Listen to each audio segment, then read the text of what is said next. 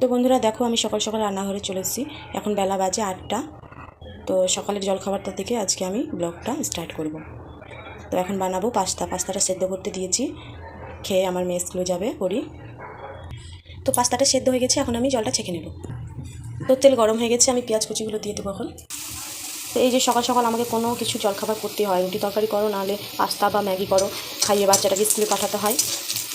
আর দুপুরে রান্নাটা একটু দেরি হলেও চলে। এখন আমি একটু তাড়াতাড়ি করছি, পরীকে স্কুলে পাঠাতে হবে খাইয়ে। তো আমার টমেটো কুচিগুলো এখন দিয়ে দেবো, আর একটু পেঁয়াজটা ভাজা হয়ে গেলে। তো আজকে তো আবার আমার অনেক কাজ, একবার যে কাপড় দিয়েছি, আমার দিনটাও ভালো নেই, মেঘলা মেঘলা করছে, রোদ্রি হবে কিনা জানিও না। তো বন্ধু, তোমাদের আমি অন্যরকম ব্লগ ভিডিও বানিয়ে দেখাতে পারি না, কারণ ক্যামেরা ধরার একটা লোক লাগে, সে তো আমার নেই। আমি একা একা যা পারি সেটাই, আমার ঘরে যেটা থাকে সেটা দিয়ে আমি তোমাদের ভিডিও বানিয়ে দেখাই। কারণ রান্নাটা করতে গেলে রেসিপিটা নিজে নিজেই ভিডিওটা বানানো যায়। আর হয়তো আমি বাইরে কাজ করছি, অন্য জগতে কিছু করছি, তার জন্য ক্যামেরা একটা লোক লাগে, সেটা আমার নেই। তো আমি যেরকম পারি সেটাই করি, তোমাদের ভালো লাগলে একটু সাপোর্ট করো। তো আমার এটা হয়ে গেছে, পাস্তাটা আমি দিয়ে দেবো।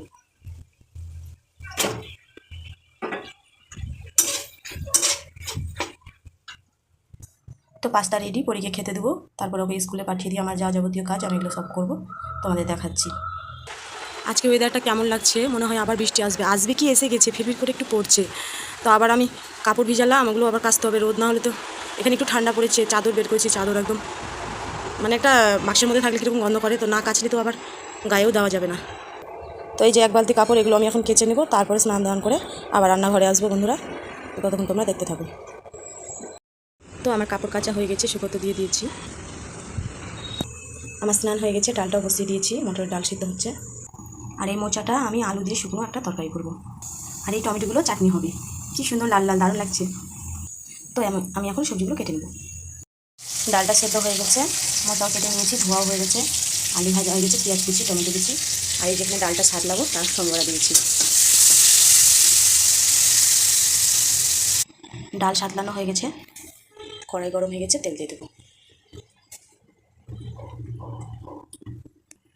ফোড়ন দিয়ে দেবো, পেঁয়াজ কুচি দিয়ে দেবো। এখানে মশলাগুলো পেস্ট করে নিয়েছি, এবার মশলা দিয়ে দেবো, লবণগুলো দিয়ে দিয়েছি। আমি মোচা রান্নার রেসিপি কয়েকটাই দিয়েছি বন্ধুরা, তাহলে তোমরা গিয়ে দেখতে পারো। তো এই যেখানে চাল ভিজিয়ে রেখেছি, ভিজিয়েই রান্না করি আমি চাল, ধুয়ে কুকারে দিয়ে দেবো। তো আমার মোচার তরকারি হয়ে গেছে, শুধু ভাতটা হলেই হয়ে যাবে। তো তারপরে আমরা খাওয়া দাওয়া করবো, আবার বিকালবেলা দেখা হচ্ছে বন্ধু তোমাদের সাথে। তো এখন বিকাল 4টা বেজে গেছে, আকাশে দেখো কত মেঘ ধরিয়েছে, মনে হয় খুব বৃষ্টি আসবে। পরীকে টিউশনে পাঠিয়ে খাওয়া দাওয়ার পর একটু ঘুমিয়ে দিচ্ছিলাম। তো আমি ওর অপেক্ষায় আছি, ও এখন আসবে এটা দিয়েই।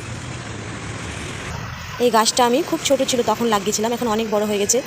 বলতে পারবে বন্ধুরা এই গাছটার নাম কি? শুনেছি নাকি কাশি হলে এই গাছের পাতাটা খেলে ভালো হয়, গন্ধটা একটা অসাধারণ গন্ধ।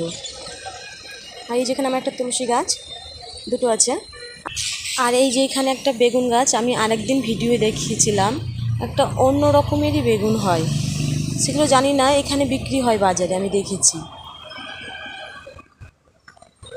তো আমি বারবার আমার মেয়ের অপেক্ষায় বসে আছি, কখন আসবে, ভালো লাগছে না। তো ঠিক আছে বন্ধুরা, আজকের মতো এখানেই আমি শেষ করলাম, আবার দেখা হবে অন্য কোনো ভিডিওতে। ততক্ষণ তোমরা ভালো থেকো, বাই।